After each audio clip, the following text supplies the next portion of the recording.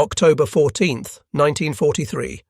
15,000 feet above Schweinfurt, Germany. The pencil scratched across the worn leather of his logbook as a German fighter pilot recorded what seemed like another routine entry.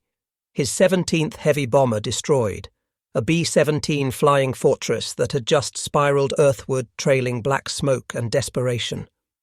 Through the canopy of his Focke-Wulf 190, he watched the remaining fortresses struggle to maintain formation, their gunners spraying desperate streams of .50 caliber rounds into empty sky, where German fighters had been moments before. The mathematics of aerial combat were simple and brutal. German fighters could pick their moment, strike from the sun, and escape before the bomber gunners could effectively respond. Without fighter escorts, the American bombers were nothing more than expensive targets. 291 B-17 flying fortresses had crossed into German airspace that morning, attempting to destroy the ball-bearing factories at Schweinfurt. By sunset, 60 would never return to England, with another 17 so badly damaged they would be written off upon landing. The Luftwaffe called it a turkey shoot. The Americans called it Black Thursday, the darkest day in the history of the 8th Air Force. What neither side knew was that this moment of German triumph would be among their last. Within 4 months, everything would change. The German fighter pilots of late 1943 had every reason for confidence. Men like Major Wilhelm Ferdinand Galland, older brother of Adolf, Hauptmann Georg Peter Eder, and Major Walter Dahl had turned the interception of American bombers into a science of destruction. They had developed tactics specifically designed to exploit the bomber formation's weaknesses, refined through months of successful combat. The standard American combat box formation, 18 to 21 bombers arranged in a three-dimensional defensive pattern, had been designed on the theory that massed defensive firepower could ward off fighter attacks. Each B-17 bristled with 13.50 caliber machine guns, theoretically covering every angle of approach. In practice, German pilots had identified critical weaknesses, blind spots in the nose, limited ammunition supplies, and most importantly, the psychological impact of sustained attacks. Hauptmann Heinz Knoke, commanding 5/JG-11, had perfected the head-on attack that exploited the B-17's weakest defensive position. On February 26, 1943, he had shot down his first heavy bomber, a B-24 Liberator named Maisie, and by October had destroyed 16 more. His technique was precise. Approach from 12 o'clock high, dive through the formation at 400 miles per hour, fire a 2-second burst at the cockpit and engines, then break away before the top turret gunners could track. The statistics supported German confidence. During the first Schweinfurt-Regensburg mission on August 17, 1943, the Luftwaffe had shot down 60 bombers, 16% of the attacking force. American losses were so severe that deep penetration raids were suspended for weeks. When they resumed with the second Schweinfurt raid on October 14th, the results were even more devastating. 77 bombers lost or written off, over 600 airmen killed or captured in a single day. Major Günther Specht, Gruppenkommandeur of the TU/JG-11, developed the company front attack, 8 FW-190s approaching line abreast, saturating the bomber's defensive fire with multiple simultaneous targets.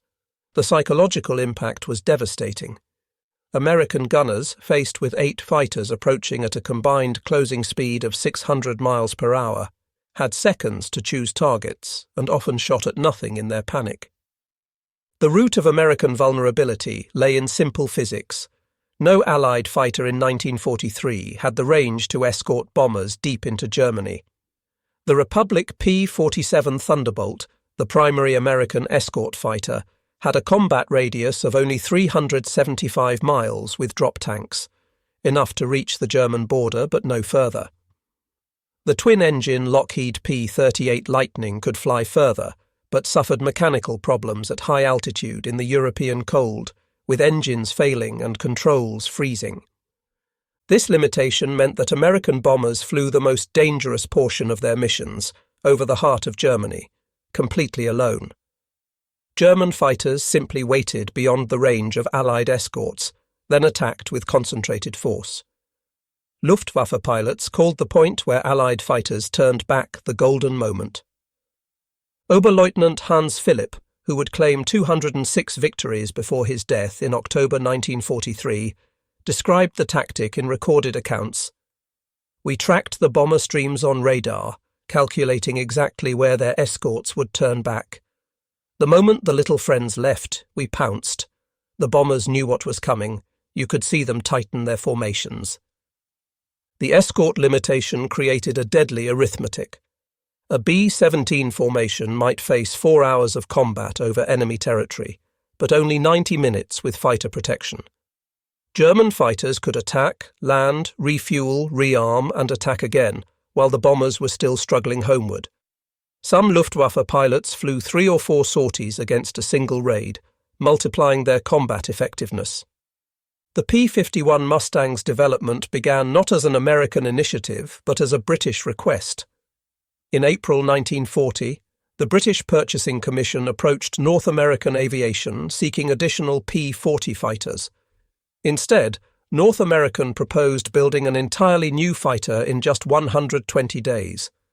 The result was the NA-73X, which first flew on October 26, 1940. A remarkable achievement in rapid development.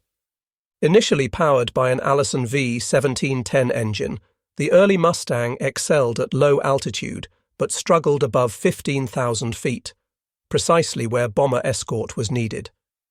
The RAF used these early variants for tactical reconnaissance and ground attack, roles where their exceptional range and low-altitude performance proved valuable. But the transformation that would change the air war came from an unlikely marriage of American and British engineering. In April 1942, Rolls-Royce test pilot Ronald Harker flew an Allison-engined Mustang and immediately recognized its potential. The airframe was superb, aerodynamically cleaner than even the Spitfire. What it needed was a better engine. Harker proposed fitting the Mustang with the Rolls-Royce Merlin 61, the same 2-stage supercharged engine that powered the latest Spitfires. The first Merlin-powered Mustang flew in October 1942, and the results were extraordinary. Maximum speed increased from 390 to 440 miles per hour. More importantly, performance above 20,000 feet transformed from marginal to exceptional. The service ceiling jumped from 31,000 to 42,000 feet. The marriage of American mass production capability with British engine technology had created something neither nation could have achieved alone. What made the P-51B truly revolutionary wasn't just its performance, but its range.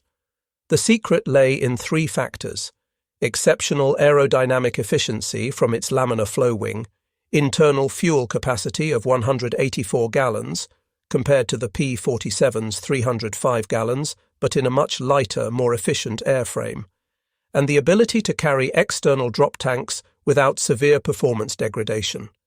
The laminar flow wing, designed by North Americans Edgar Schmood, maintained smooth airflow much further back along its surface than conventional wings. This reduced drag by nearly 30%, translating directly into fuel efficiency. While a P-47 burned 100 gallons per hour in cruise flight, a P-51 consumed only 65 gallons at the same speed. When 75-gallon drop tanks were added to the P-51B in early 1944, combat radius extended to 650 miles. With 108-gallon tanks, introduced in March 1944, radius stretched to 850 miles, enough to reach Berlin, engage in combat for 20 minutes, and return to England. No other single-engine fighter in the world could match this combination of range and performance.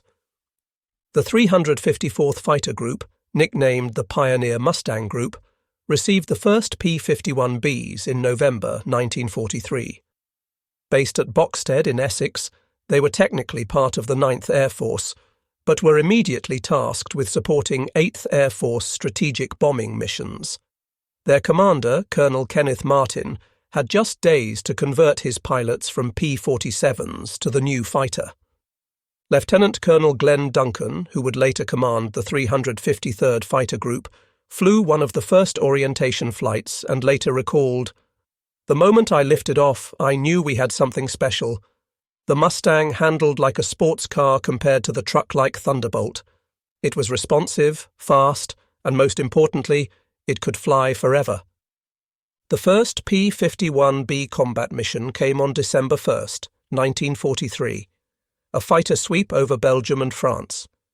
The first escort mission followed on December 5th to Amiens, a relatively short-range raid. 16 P-51Bs accompanied the bombers, more as a combat test than a full escort mission. They encountered no enemy fighters, but the mission proved the aircraft's basic suitability for high-altitude escort work. December 13th brought the first long-range escort mission to Kiel, 490 miles from base, previously impossible for Allied fighters. The psychological impact on both sides was immediate. German pilots intercepting what they expected to be unescorted bombers over northern Germany were shocked to encounter aggressive American fighters deep in Reich territory. The final week of 1943 saw intensified operations as the 8th Air Force tested the Mustang's capabilities. On December 20th, P-51Bs escorted bombers to Bremen, claiming 3 German fighters without loss. The Luftwaffe, still adjusting to the new threat, continued using their standard tactics of waiting for escorts to leave. But the escorts weren't leaving. German pilots initially mistook the P-51B for the P-47 at distance, expecting them to turn back at any moment. When the Mustangs continued east past the P-47's maximum range, confusion turned to alarm.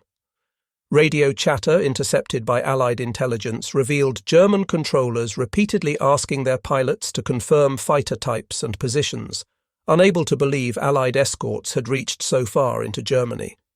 Major Klaus Mitusch, commanding 3/JG-26, recognized the strategic implications immediately. After landing from a December 30th interception where Mustangs had pursued his fighters all the way to their landing approach, he reportedly told his pilots, "The air war has fundamentally changed. Our sanctuary no longer exists." March 4th, 1944, 25,000 feet above Brandenburg. Through the scattered clouds below, the sprawling outline of Berlin was clearly visible. The capital of the Reich, the heart of Nazi Germany, the city that Hermann Göring had sworn would never see enemy aircraft. Above it, in perfect formation, flew 660 American heavy bombers. And surrounding them, weaving protective patterns, were scores of single-engine fighters bearing American markings. The first American fighter escort to Berlin represented more than a tactical achievement. It was a psychological demolition of German invincibility. Colonel Donald Blakesley, commanding the 4th Fighter Group, had led his 3 squadrons of P-51Bs on the historic 1,100-mile round trip. The 4th Fighter Group had received their P-51Bs on February 28, 1944, and just 4 days later accomplished what German leadership had deemed impossible. For the Luftwaffe pilots rising to intercept, the sight was incomprehensible. They had been told Allied fighters could never reach Berlin. It was too far, impossible for single-engine aircraft. Yet there they were, fresh and aggressive after flying 500 miles, while German defenders were the ones running low on fuel after just taking off. The combat that followed was savage. The Luftwaffe committed over 200 fighters to defend Berlin, but they faced not exhausted bomber gunners, but fresh, eager Mustang pilots with altitude advantage and superior aircraft. The 4th Fighter Group alone claimed 15 victories. More significantly, numerous German attacks on the bombers were broken up before they could press home. For American pilots, the P-51B represented a revelation in fighter design. Captain Donald Gentile of the 4th Fighter Group, who would become one of the war's top Mustang aces, described his first combat in the type. "The Mustang gave us everything we dreamed of: speed to catch any German fighter, maneuverability to dogfight with them, and range to go anywhere the bombers went. The cockpit of a P-51B was cramped but efficiently designed. The pilot sat behind an inline engine that provided excellent forward visibility, unlike the radial-engined P-47 that blocked much of the forward view. The bubble canopy of the later P-51D would improve visibility further, but even the B model's greenhouse canopy offered good all-around vision. Lieutenant Robert Powell of the 352nd Fighter Group recalled the physical demands. 6 hours in a Mustang meant 6 hours on oxygen above 10,000 feet. Your mouth would be cotton dry from the oxygen, your back aching from the parachute and dinghy pack you sat on, your neck sore from constantly swiveling to check for enemy fighters. But we had the capability to do the job, and that made all the difference. The appearance of Mustangs over Berlin triggered an immediate crisis in the Luftwaffe High Command. Reichsmarschall Hermann Göring initially refused to believe the reports. When confronted with proof, gun camera footage from German fighters clearly showing P-51s over the capital, he reportedly said, "When I saw Mustangs over Berlin, I knew the jig was up." While this specific quote lacks primary source documentation and may be apocryphal, it captures the shock that German leadership experienced. The tactical implications were devastating.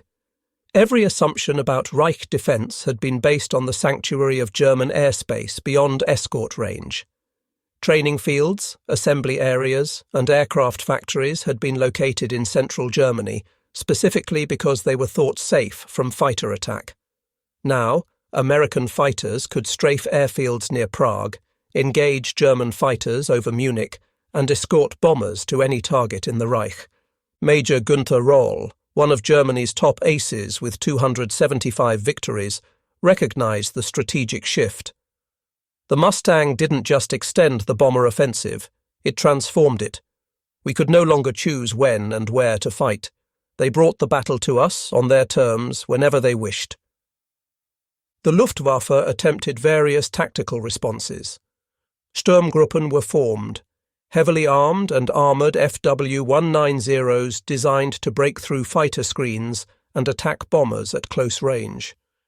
But these lumbering assault fighters were easy prey for nimble Mustangs. The Germans tried mass attacks, with entire Gruppen attacking simultaneously, but American fighters had the numbers and performance to counter even these. February 20th to 25th, 1944, known as Big Week, demonstrated the transformed dynamics of the air war. The 8th Air Force launched Operation Argument against German aircraft production, with P-51s providing escort throughout. In 6 days, the Americans flew 3,300 bomber sorties and 3,673 fighter sorties, losing 226 bombers, but claiming over 500 German fighters destroyed. More critically, the Luftwaffe lost irreplaceable pilots. The American strategy had shifted from simply bombing targets to actively seeking aerial combat.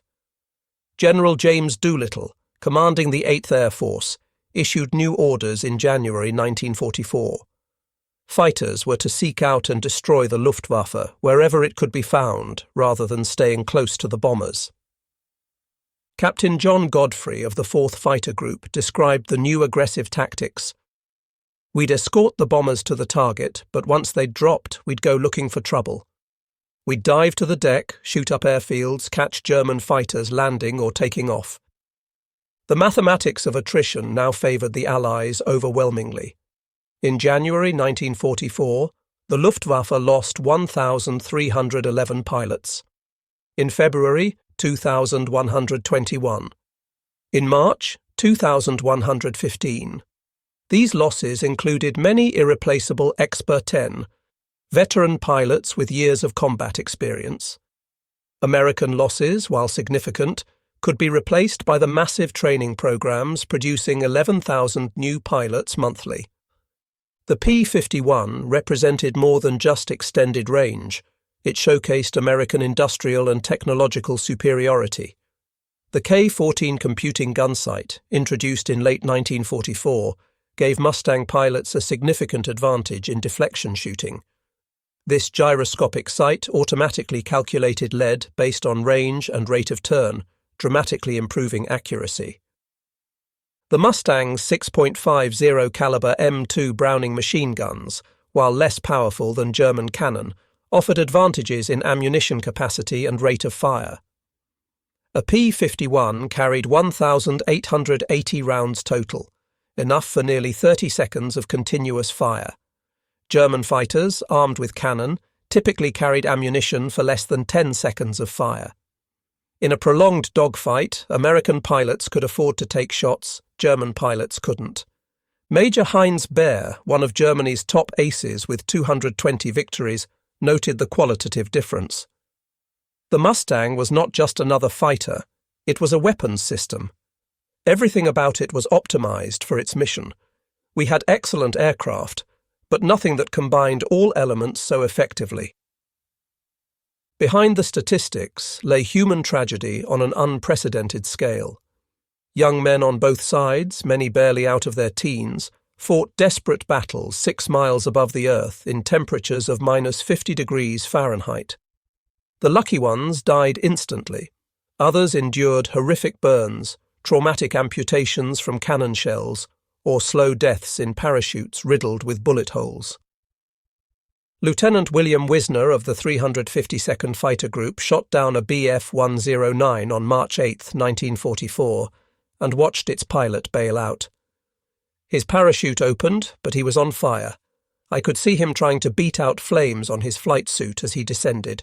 There was nothing anyone could do. German pilot Walter Schuck of JG-7 described the changing nature of combat. In 1943, we were knights of the air, jousting with bombers in something approaching fair combat. By 1944, we were being pursued relentlessly. Mustangs would follow us down to our airfields, circle overhead while we tried to land, then attack. There was no safety anywhere. The psychological toll was devastating.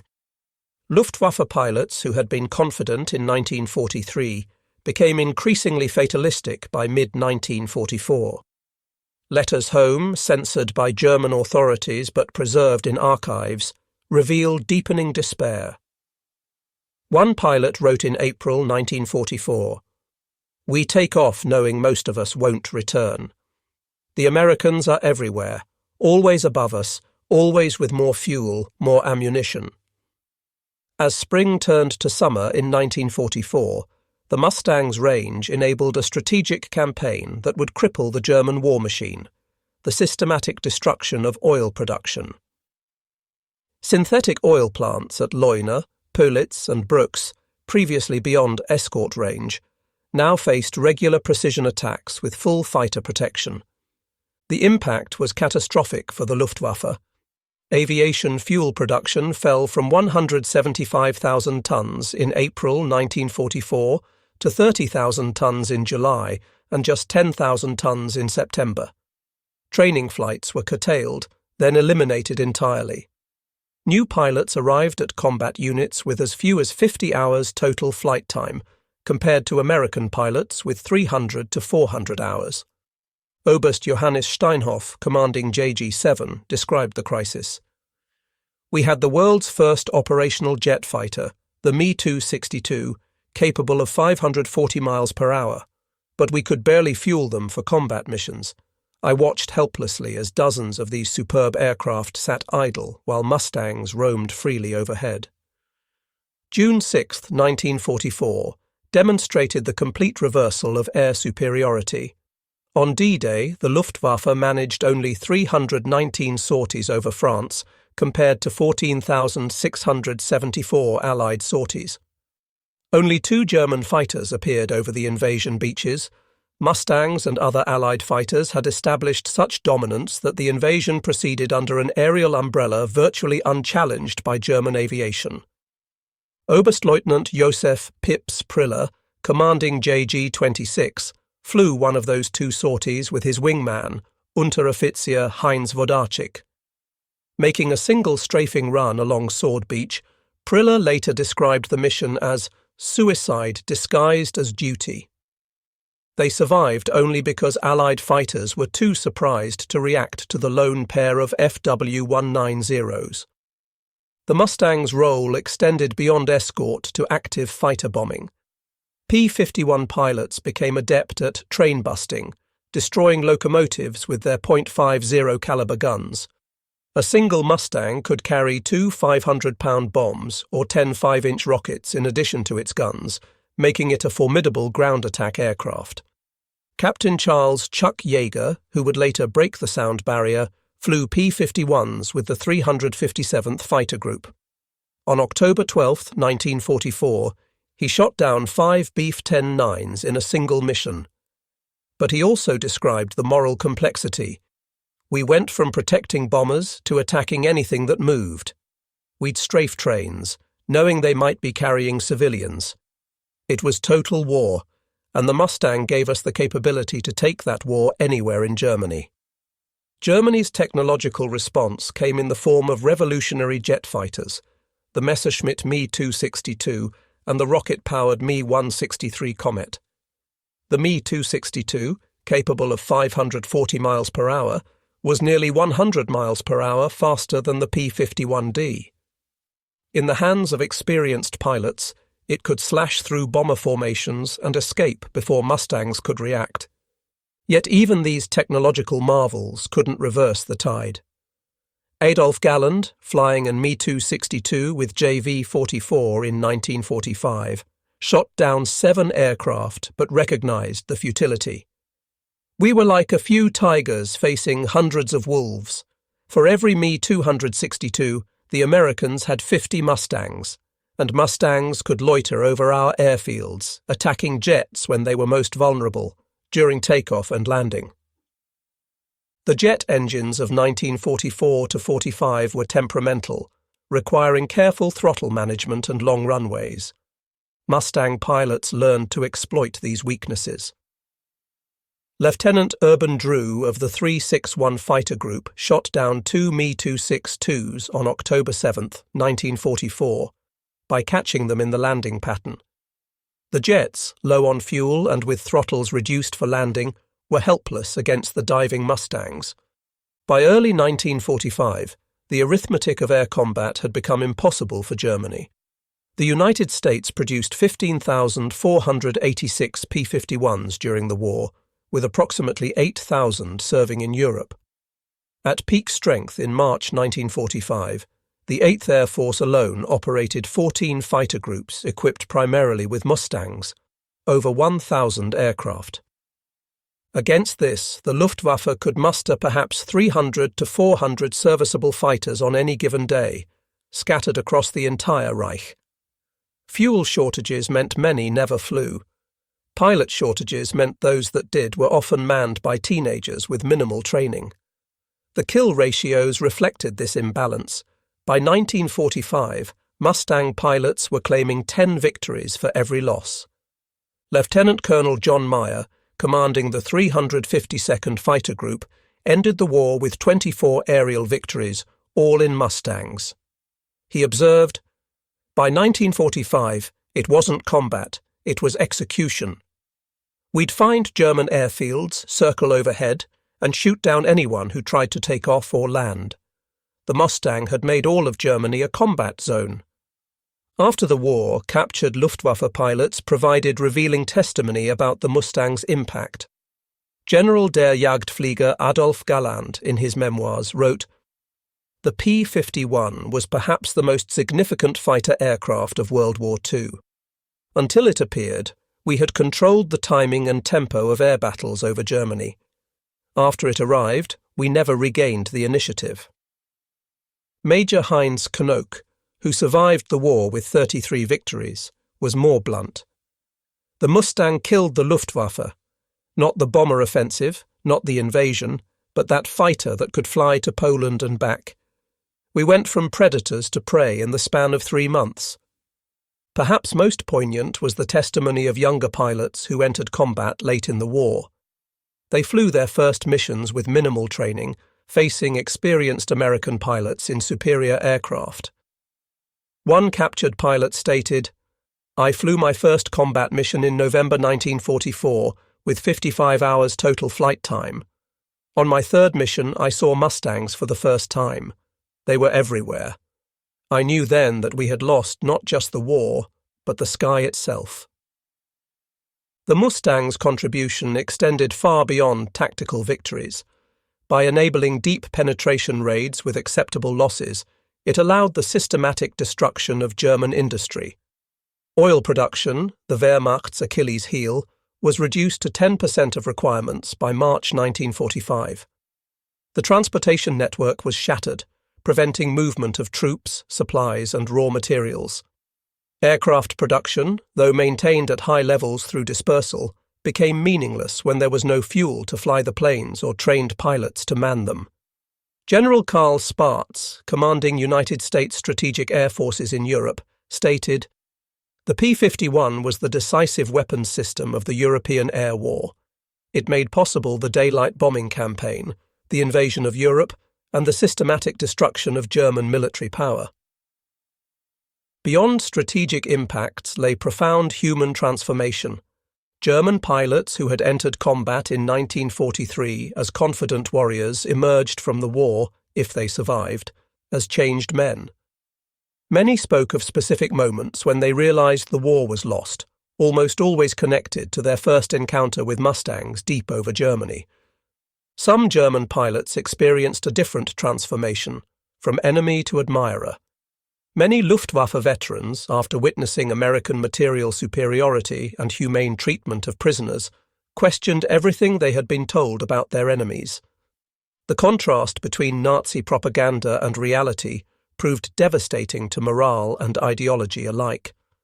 The P-51 represented a watershed in fighter design, influencing aircraft development for decades. Its laminar flow wing demonstrated the potential for dramatic drag reduction.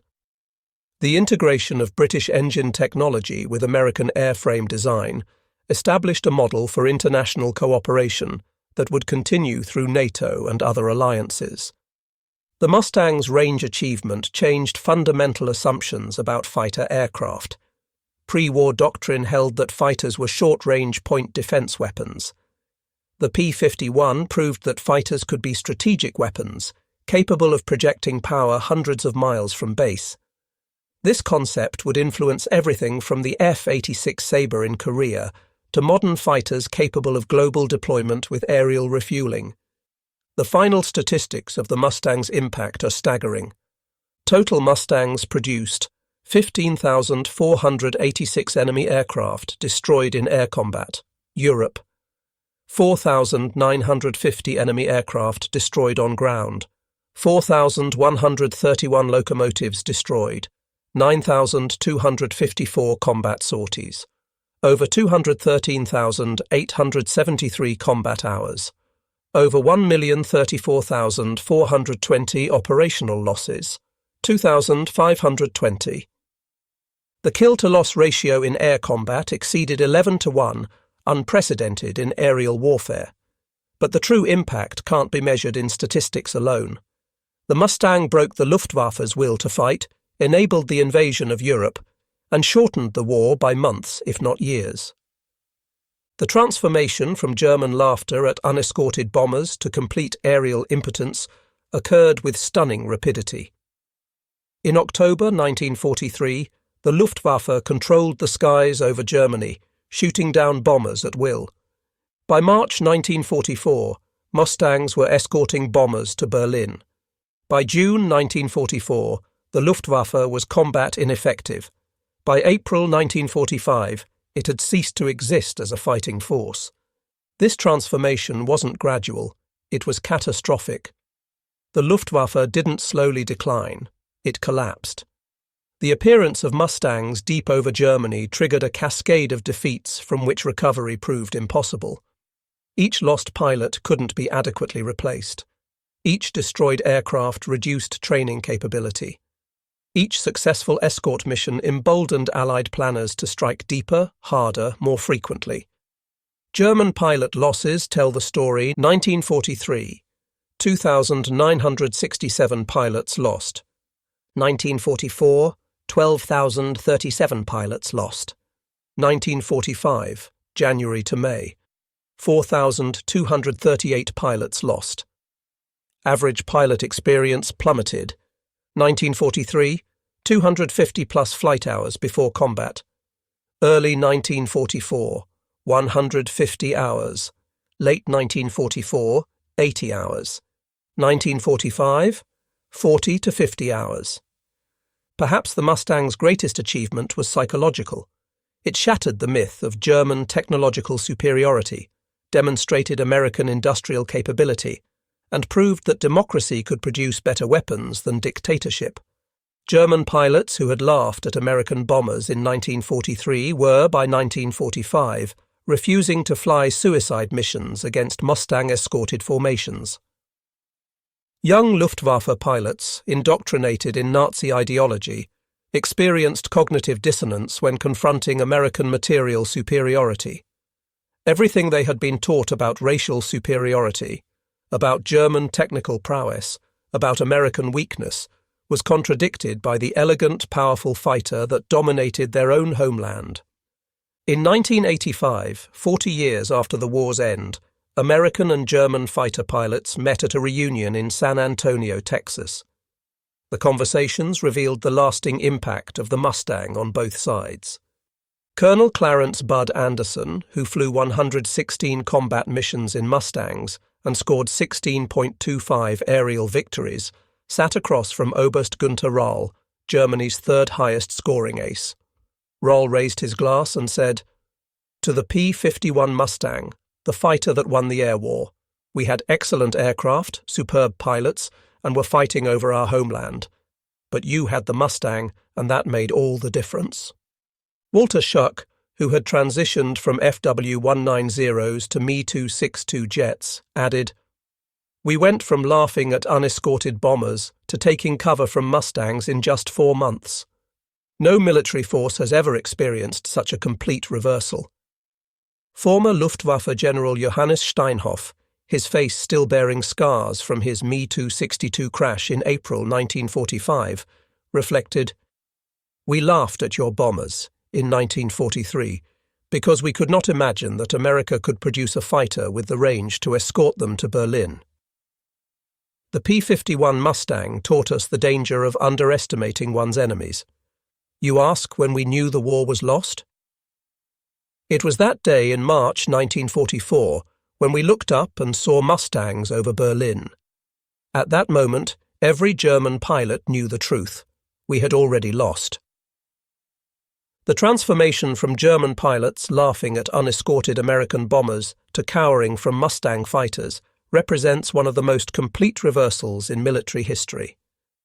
In less than 6 months, from October 1943 to March 1944, the Luftwaffe went from dominant to defeated, from predator to prey, from confident to condemned.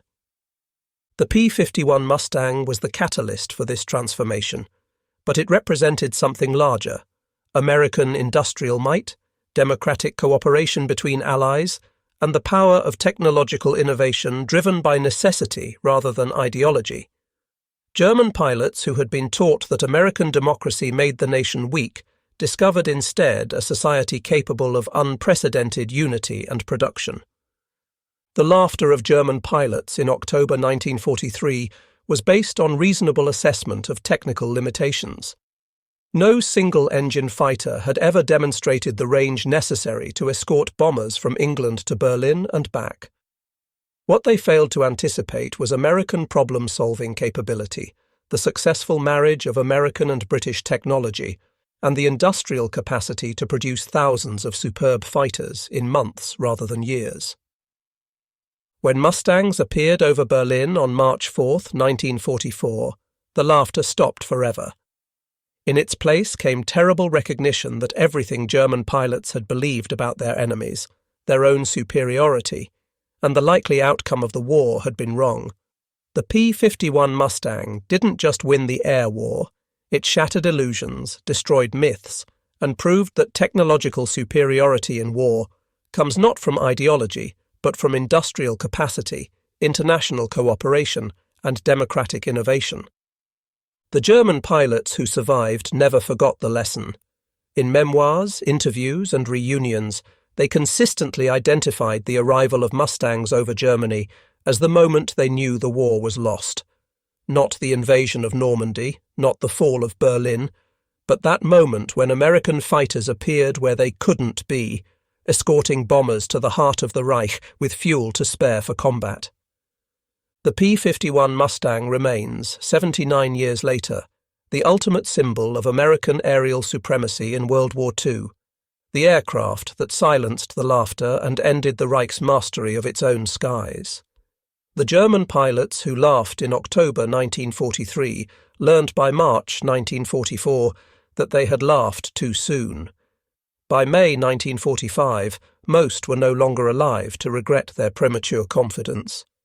In the end, the story teaches the danger of underestimating one's enemies, the power of industrial democracy, and the transformative impact a single weapon system can have on the course of history. The Mustang proved that in modern industrial warfare, courage and skill, while necessary, are not sufficient. Victory belongs to those who can produce the most, train the best, and innovate the fastest. The transformation was complete, irreversible, and devastating. The laughter had become silence, and the P-51 Mustang had written its name across the skies of Europe as the fighter that ended the Luftwaffe's dominance and, with it, Nazi Germany's hopes for victory.